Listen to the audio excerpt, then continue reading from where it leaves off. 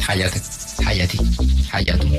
بنفتش في الراديو، في التلفزيون، في الواتس، هناك برضو بنلقى. بكرة ماشي إذاعة، بكرة ماشي تلفزيون، بكرة عنده لقاء في الصحافة، تلقاه هناك في الفيسبوك. طيب احنا مشينا لفخ تاني وقد يكون في نوع من الجدية شوية. نتكلم عن الفيسبوك أو السوشيال ميديا بشكل عام. هي وسيلة بنقدر نبرز من خلالها حاجاتنا نحن. أولا عفاف عندها صفحة في الفيسبوك؟ أبدا. ليه؟ أنت مالك يا أخي؟ ما ده السؤال. لا أتحفظ، لازم تجاوب. ما حصل عملت صفحة. ليه يعني في مشكلة؟ أنت ما نجم الناس عايزة تتواصل معك. أيوة بتسرق صفحاتي كتير والله، يعني دائما بمشي الشبكة المعلوماتية هناك، بفتح بلاغ بقفلها والله ما أقدر أعمل لي صفحة لأنه ما عندي واتساب. الجمهور كيف يتواصل معك يعني؟ بلقى في شارع كنا نسمعوه يقول بحي يقول الناس اللي ما قدرت تتواصل معك إن شاء الله بنتلاقى، ربنا الحي بيلاقي الحي. ما تتعب نفسك. الفيسبوك ممكن يكون فخ للنجم؟ طبعا أكبر فخ.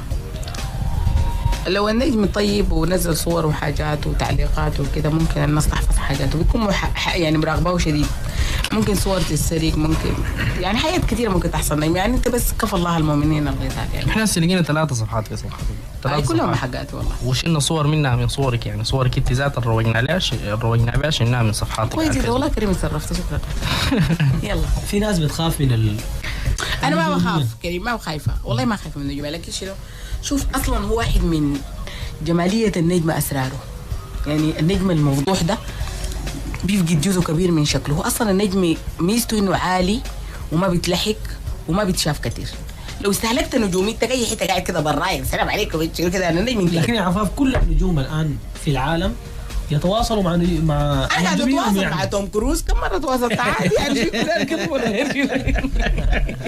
التواصل ترى عادي. ليه يعني ما بنتوقع انه عفاف اللي قدام انه يكون عندها صفحه؟ ان شاء الله ربنا ييسر ان شاء الله. نمشي لاحمد دندش.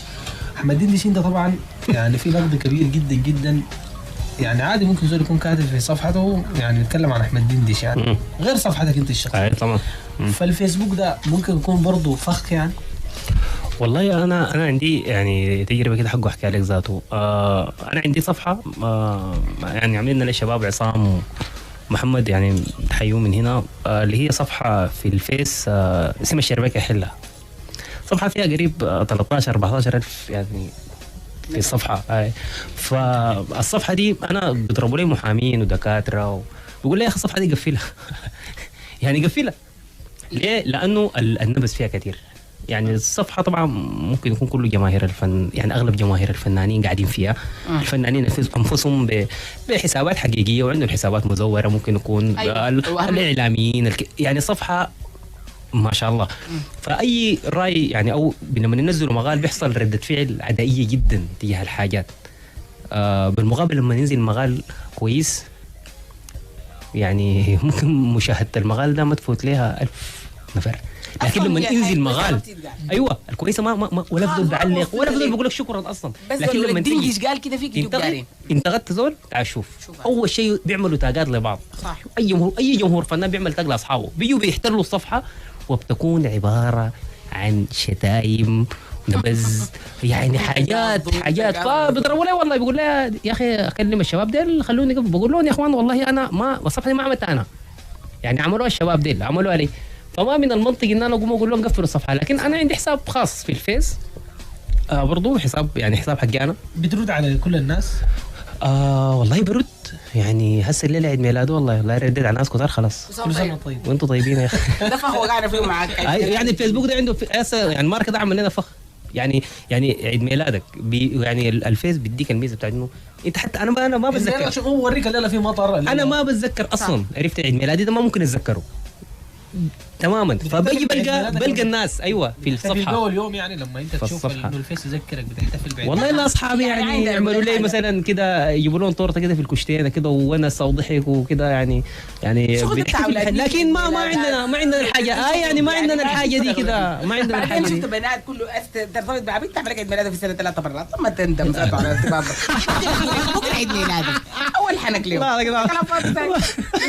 دي مش بعمل كده يعني. بس لا والله بنتذكر يعني ده فخ بيتعمرك، بيعمل لك عيد ميلاد بيجيب لك يا زول قصص عجيبه يعني. لكن يا صديق ما سالته عيد ميلاده الكم، ما سالته من عيد ميلاده الكم. عمره 10 سنين.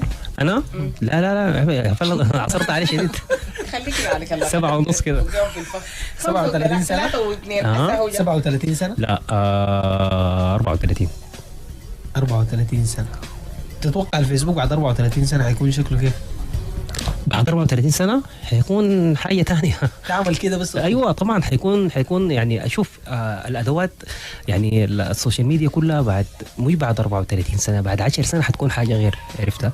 ودي حاجة حتى بيتكلموا عنها ممكن تأثر في الصحف، تأثر في وسائل الإعلام بشكل عام، لأنه حاليا الزول الدار خبر بخش الفيس بخش كده، فلازم هم يطوروا في الحاجة دي عشان يحافظوا على الرهان بتاعهم بتاع انه اخصاء الصحافه والاعلام والى اخره عبر السوشيال ميديا ومواقع التواصل الاجتماعي اللي بقت له تاثير خطير جدا جدا يعني. طيب الهجوم على النجوم في السوشيال ميديا انت رايك شنو في الحاجه دي؟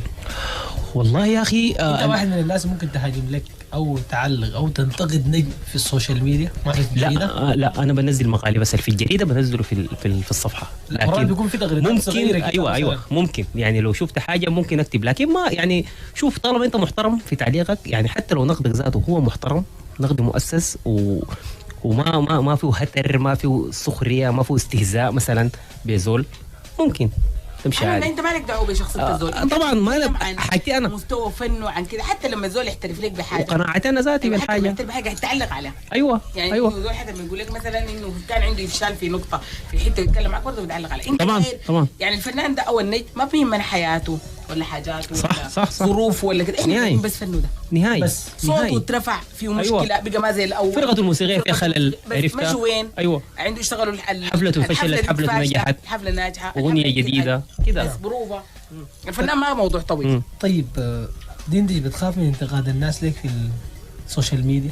لا من الحاجه دي؟ لا هي الحاجه اللي انا قاعد اشوفها كثير صراحه للامانه. اي صح انا بعرف انت كيف بتتعامل، بتقبلها عادي؟ قلت لك اول ايام يعني كان في حماقه كده وكان في ده شنو كيف تكتب لي كلام زي ده وكده، يعني كيف تكتب لي كلام زي ده، وكنت ممكن امشي المعلوماتيه وكده، لكن بعد ذاك لقيت انه يعني تعليقه هو بعبر عنك. طيب انا ده نمشي لجزئيه ثانيه، انتحال شخصيات النجوم والتعامل مع الجمهور، يعني ممكن زول يعمل صفحه مثلا عفاف حسن امين ويتواصل مع الناس. الحاجه دي يعني بتسمعوا قصص الناس بيجوا يقول لك والله انت رسلت لي، حصلت لكم مشاكل في الحته دي؟ غير هذا الله كان بنت صاحبتي برضه ضربت لي قالت لي انا هي كانت في الصين، قالت لي رسلت لزول في صحته وقال لها عفاف في لندن ولا دبي معاه وان شاء الله يتواصل معك تاني يديني رقمك وكده. قالت لي ليه؟ قلت لها اديك رقمك انت اصلا عارفه رقمي وكده. المهم احنا بحثنا يعني انا واخواني ربنا الصحه العافيه وفاق محمد مشوا معي شبكه المعلوماتيه، ومن هناك مشيت بري، مشيت كتير وحتى لقيت بيت في شبكه اتصالات منى حران وكده. حتى اخواتي قاعد يتعاملوا معاه يعني عندي اختي في قطر ما دي برضه الصحه العافيه، اول ما تلقى صفحه ومكتوبه باسمي هي ماخذه الجنسيه الامريكيه بترسل طوالي بتتخاطب، ترجع جوجل بيقفلوا الصفحه، يعني تعمل يعني زي اللي بيعملوا رفض للصفحه. أيوة. كم نفر بتقوم بتتقفل بتتلغي دي واحده.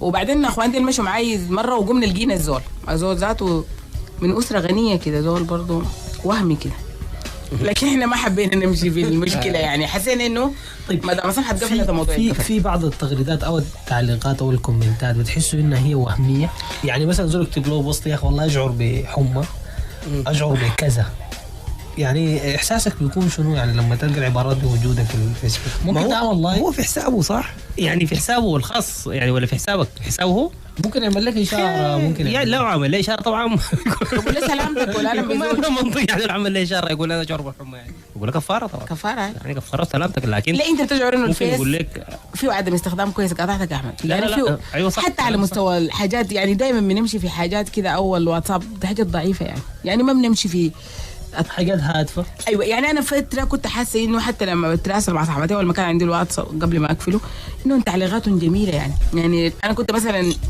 بلقى دائما انا طبعا عشان شويه كتابه مع احترامي يعني اعوذ بالله من كلمتنا انت كتابه. أيوة عشان كتابه اقوم بعمل حاجه يعني في الواتساب بعمل للتواصل مع ارسل كلمه حب او حلم، او مثلا بكتب اي حاجه مثلا عارفني منك واخترت انت طريق طويل سكتنا ما يعني بكتب حاجه اقوم بلقاها كلها عند الناس، او اعمل صوره مرتين اكتب حاجه من اثنين، يعني بعمل حاجات بلقاها عند الناس. يعني كيف انت تقدر الناس يتعاملوا معك في الحاجه دي. لكن تاني لاحقا لقيت انه فيه ابداع شخصي، يعني انت بيطلع حاجه، انت صديق بيطلع حاجه، تلقى عندك فنان جواك في الكتابه في اللوحه، بيبقى عندك عبارات رهيبه شديد. طبعا. انا عجبت بناس كثير في كتاباتهم، حتى هم عاديين، يعني حتى مسك حاجه غير عاديه، هم عاديين ما عندهم علاقه بالوسط مثلا. أيوة. لكن كتابين. نعم. طيب رايكم شنو في النجوميه المزيفه؟ يعني مثلا في زول بيكتب كتابات كويسه جدا جدا وينسبها لنفسه يعني.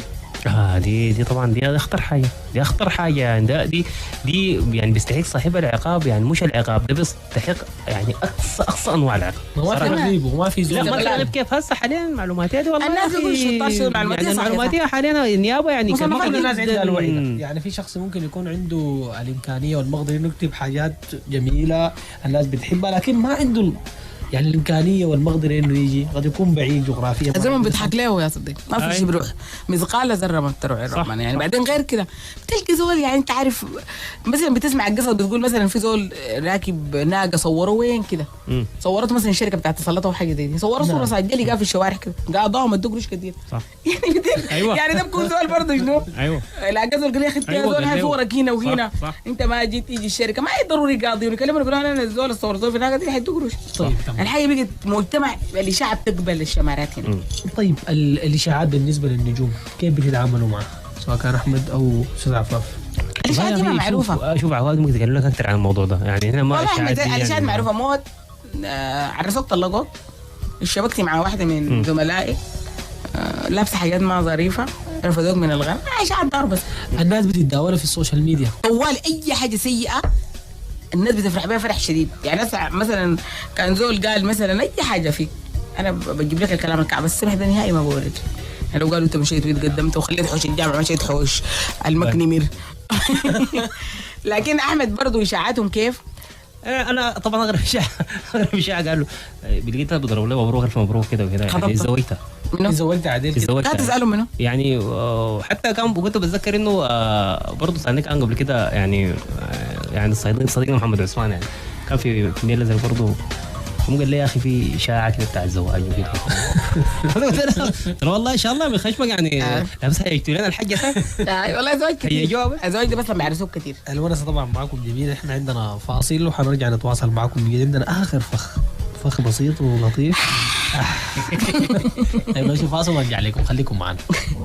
نجوم في الفخ برعاية بنك النيل. بنك النيل مصرفك وأكثر.